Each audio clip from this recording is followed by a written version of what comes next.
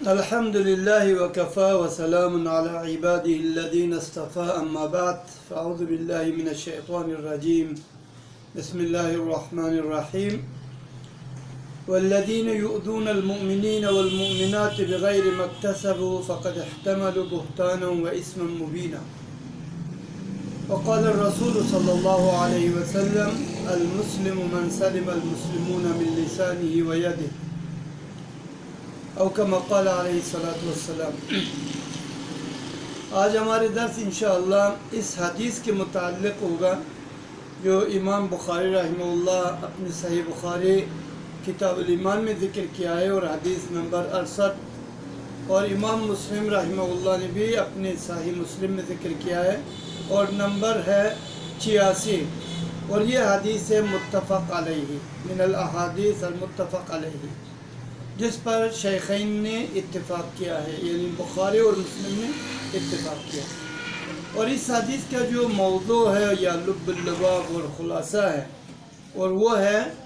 کہ مسلمان کی قدر اور قیمت اور مسلمان کی حیثیت اور مسلمان کے آبرو اور مسلمان کے مقام اور منزلت اس حدیث میں نبی صلی اللہ علیہ وسلم نے ذکر کیا ہے، اور فرمایا المسلم من سلم المسلمون من لسانی و یدی، مسلمان وہ ہے جس کی زبان اور ہاتھ کی تکلیف سے دوسری مسلمان لوگ محفوظ ہو اور مأمون ہو۔ اس حدیث کا مفہوم مخالف ہے کہ اگر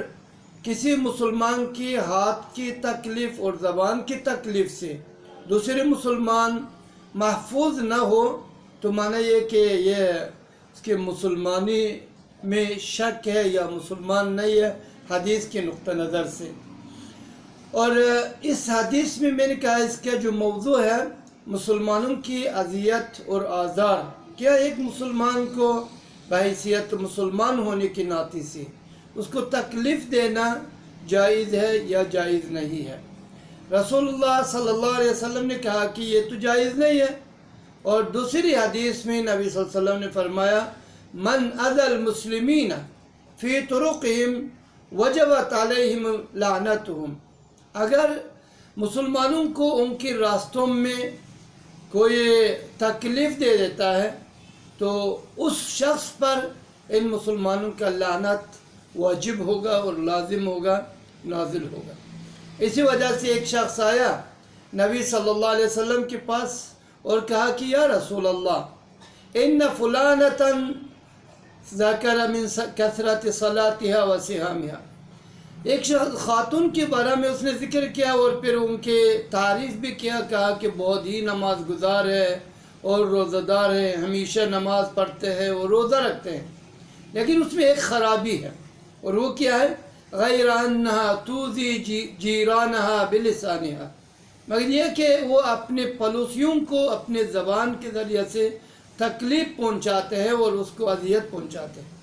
نبی صلی اللہ علیہ وسلم نے جواب میں کہا کہ یہ فی النار، یہ خاتون جہنم میں ہوگی، فی النار۔ اور اسی حدیث میں کہ اس کا دوسری جملہ بھی ہے، جب دوسری عورت کا تذکرہ ہو گیا نبی صلی اللہ علیہ وسلم کے پاس اور اس کو کہا کہ اتنا زیادہ نماز گزار، روزہ دار اور وہ مخیرات میں سے نہیں ہے، زیادہ صدقے کرنے والوں میں سے نہیں ہے، لیکن وہ اس کی ایک خوبی ہے اور وہ یہ کہ اپنے پڑوسیوں سے اپنا رویہ اور اپنے معاملہ کو ٹھیک اور درست رکھتے ہیں، تو نبی صلی اللہ علیہ وسلم نے کہا کہ یہ فی الجنہ، اور یہ خاتون جنت میں ہے۔ تو یہاں اس سے یہ سمجھ آ رہا ہے کہ مسلمان کی مقام اور منزلت اسلام میں کیا ہے۔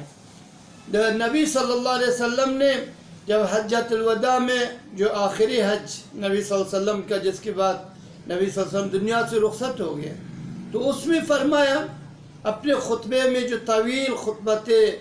حجۃ الوداع کے نام سے معروف اور مشہور ہے، فرمایا فَإِنَّ دِمَاءَكُمْ وَأَمْوَالَكُمْ وَأَعْرَاضَكُمْ عَلَيْكُمْ حَرَامٌ كَحُرْمَةِ يَوْمِكُمْ هَذَا فی بلدکم هذا فی شہرکم هذا، یقیناً تم لوگوں کے خون اور مال اور عزت दूसरों के ऊपर यानी एक दूसरे के ऊपर हराम है। जैसे कि आज के दिन ये कितने इस मोहतरम दिन है और मुहर्रमात में से शाइरुल्लाह में से हैं का हुर्मत यौमिकुम हाजा फी बलदिकुम हाजा, और मक्का मुकर्रमा जो मोहतरम और हरम है फी शहरिकुम हाजा, और इस मुक़द्दस महीने में इन तीनों की हुर्मत कितनी ज़्यादा है उतनी ही एक मुसलमान की इज़्ज़त और आबरू इतनी अजीज़ और मोहतरम है। इसी वजह से नबी सल्लल्लाहु अलैहि वसल्लम ने एक मरतबा सहाबा से इशारा में फरमाया, मन यज़मन ली मा बैना लिह्यैहि व मा बैना रिजलैहि अज़मन लहुल जन्नह। जो शख्स मेरे लिए ज़मानत देता है अपनी दो दाढ़ियों के दरमियान यानी ज़बान और अपने शहवत के मुताल्लिक़ यानी उसको कंट्रोल में रखता है, तो अज़मन लहुल जन्नह, मैं उसके लिए जन्नत का ज़मानत दे देता हूँ, ये शख्स जन्नत में जाएगा। इसी वजह से सही हदीस में सुनन तिरमिज़ी में भी मौजूद है और इमाम अहमद इब्न हंबल रहमहुल्लाह ने अपने मुस्नद अहमद में ज़िक्र किया, एक बदवी यानी देहाती शख्स आया नबी सल्लल्लाहु अलैहि वसल्लम के पास और फरमाया कि या रसूल अल्लाह, ए अल्लाह के रसूल, दुल्लुनी अला अमलिन युदखिलुनिल जन्नह, मुझे एक अमल दिखाओ जिसको करने से वह अमल मुझे जन्नत में दाखिल करे। रसूलुल्लाह सल्लल्लाहु अलैहि वसल्लम ने फरमाया, अतइमिल जाइया, कहा कि बोका आदमी को खाना खिलाओ। वस्क़े अज़्ज़मआना, कहा कि प्यासा शख्स को पानी पिलाओ। वअमुर बिल मारूफ वन्हा अनिल मुनकर, अच्छाई पर हुक्म दो और बुराई से मना करो। अगर ये सारे काम नहीं कर सकते और आपकी इस्तिताअत में नहीं है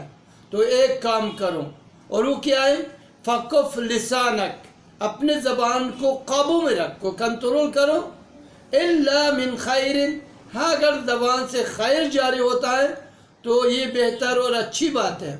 अगर ये नहीं है तो फिर अपने ज़बान को कंट्रोल में रखो। और ये चूँकि मैंने इसमें सिर्फ मुख्तसरन मैसेज देना था तो मैं यहाँ इक्तफ़ा करता हूँ और अल्लाह से दुआ मांगता हूँ कि